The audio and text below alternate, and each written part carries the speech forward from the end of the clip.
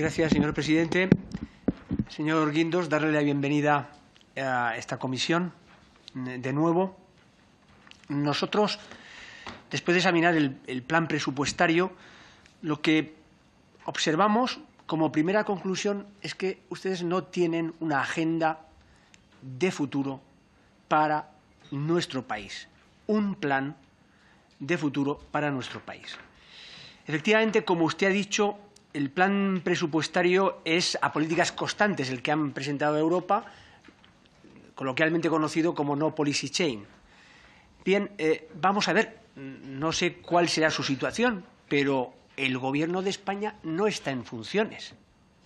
El Gobierno de España debería haber elaborado un plan presupuestario a Europa y también para este Parlamento, poniendo encima de la mesa, ante las vulnerabilidades de nuestra economía, los planes del Gobierno de cara a ese corto, medio y largo plazo.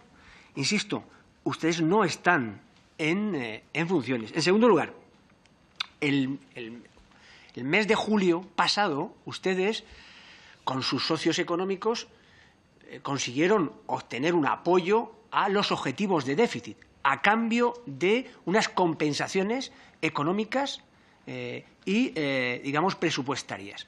Bueno, lógicamente, ahí hay unos planes de cara al futuro. Esos planes, como demanda la Comisión Europea, deberían haberse incluido en el plan presupuestario, porque, evidentemente, son conocidos, son públicos e, insisto, se han aprobado aquí en el Congreso de los Diputados. Pero si lo anterior no fuera suficiente, el Gobierno, a lo largo de todo el plan presupuestario, va diciendo, y usted lo ha dicho también en su intervención, que tiene muy avanzado el plan, los presupuestos generales del Estado para el año 18.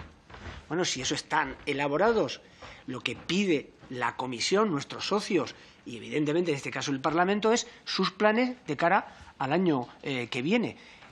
Por eso le decía que ahí, en ese plan, no hay una visión de futuro, un plan para nuestro país, un plan para la economía española. La vía elegida, se lo reconozco, señor ministro, permite dos grandes objetivos. El primero es camuflar, desde nuestro punto de vista, y ocultar el coste presupuestario que las medidas pactadas con sus socios tienen y que, evidentemente, eso implicaría que los objetivos de déficit no son los que dicen ustedes que van a ser, sino mayores.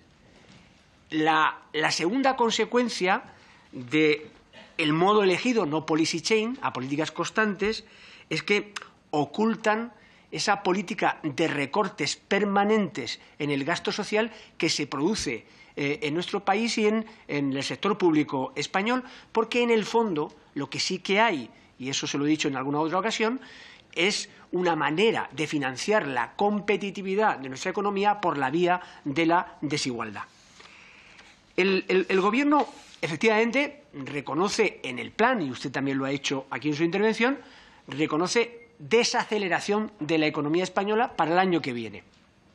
Por cierto, una de las mayores desaceleraciones de las economías de la zona euro y de la Unión Europea, y una de las economías que más se va a desacelerar del conjunto de las áreas más desarrolladas del mundo. Fundamentalmente porque usted lo dicen ahí, y también lo dice el Fondo Monetario Internacional, lo dice la Comisión Europea, porque los factores coyunturales, los transitorios, están desapareciendo y, como consecuencia de eso, además de la incertidumbre de Cataluña, se produce una desaceleración mayor, porque no hay factores permanentes, consistentes, sólidos, que sustituyan esos factores coyunturales que desaparecen. Por eso la economía española para el año que viene va a ser una de las economías, de acuerdo con las previsiones de la Comisión Europea que publicaron la semana pasada, una de las economías de la zona euro y del conjunto de la Unión Europea que más se va a desacelerar. Bien, en ese contexto, claro, hablan de desaceleración, lo reconocen, pero no plantean políticas de estímulo para resolver, para compensar, para aliviar esa desaceleración. Por eso le decía al principio que no hay un plan. Evidentemente, para esas vulnerabilidades de fondo de la economía española, que desde mi punto de vista yo podríamos sintetizar en dos grandes vulnerabilidades: la de la productividad del factor trabajo, donde efectivamente en el propio documento, la propia Comisión, el Fondo Monetario Internacional, lo que dice es que, a pesar de estar a 20 puntos de la productividad media si lo comparamos con Estados Unidos, o 12 puntos en productividad si lo comparamos con los países más desarrollados de la Unión Europea, no hay ganancias de competitividad, apenas hay ganancias de competitividad del factor trabajo. En fin, evidentemente no hay planes, no hay impulso, no hay una hoja de ruta para abordar esa vulnerabilidad, ese problema de fondo, ese reto, porque evidentemente al final el bienestar de los españoles tiene mucho que ver con la productividad. Eso es lo que hemos aprendido los economistas, que a largo plazo esa variable es muy importante para determinar el bienestar de las sociedades. Y una segunda vulnerabilidad, que es la desigualdad, en este caso de la renta, que está ahí presente. Y en ese sentido, lo que le quería decir es que esta es la novedad. La novedad es que, a pesar de que el ciclo económico sea positivo, no se reduce la desigualdad, es decir, el empleo temporal mal remunerado, el empleo parcial mal remunerado, el empleo indefinido también mal remunerado, hacen que la desigualdad coyuntural se convierta en desigualdad estructural. Por no hablar de la desigualdad tendencial, la que está por venir, la que tiene que ver con los cambios tecnológicos, con la robótica, con la sociedad de la información. Por tanto, no se aborda, insisto, no hay un plan y no se abordan esos problemas de corto plazo de la desigualdad ni de esa desigualdad tendencial de la que le estaba hablando anteriormente. Bien, bueno, es decir, si hablamos de la política, porque efectivamente, además de las cuestiones económicas de fondo, la política tiene que ver con la mayor o menor desigualdad. Por supuesto que sí, por supuesto que sí. En ese sentido, si volvemos a la reforma del mercado de trabajo, yo solamente voy a poner un dato encima de la mesa. El INE, creo recordar la semana pasada, lo que decía es que el salario medio de nuestro país va a disminuir 0,8%. La economía está creciendo al 3%. Oiga, esto no es sostenible. No es sostenible. Estamos creciendo al 3% y el salario medio decrece un 0,8%.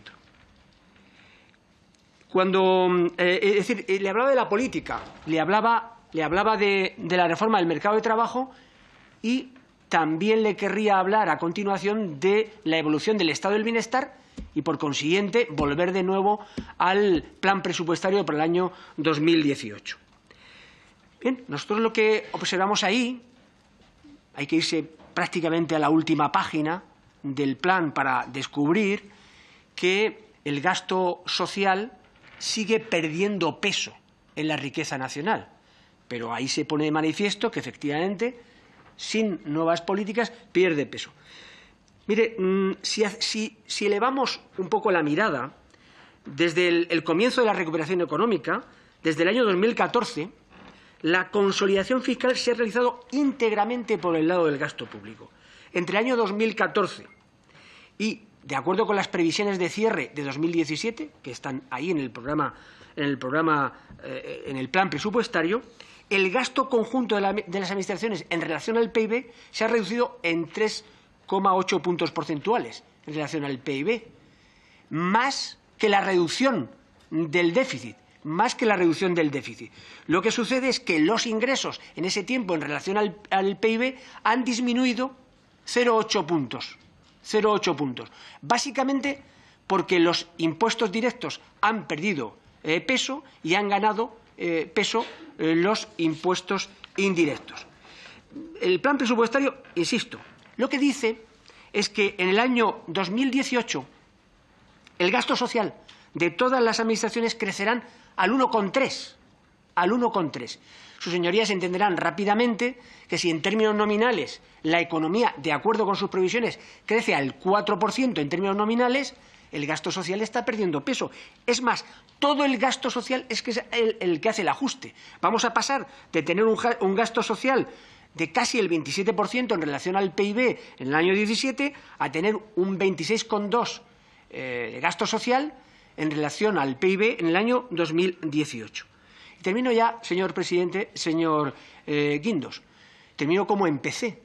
Lo que no hay, ni en sus políticas, ni en ese plan de futuro, plan presupuestario, es un horizonte, una agenda de cambios reformista de fondo para resolver esas vulnerabilidades. Más bien yo diría que van al trantrán del día a día, como mucho del día a día. Pero no hay un planteamiento de fondo. La prueba de lo que le digo es que somos una de las economías que más va a desacelerarse de cara al ejercicio 2018. Gracias, señor presidente.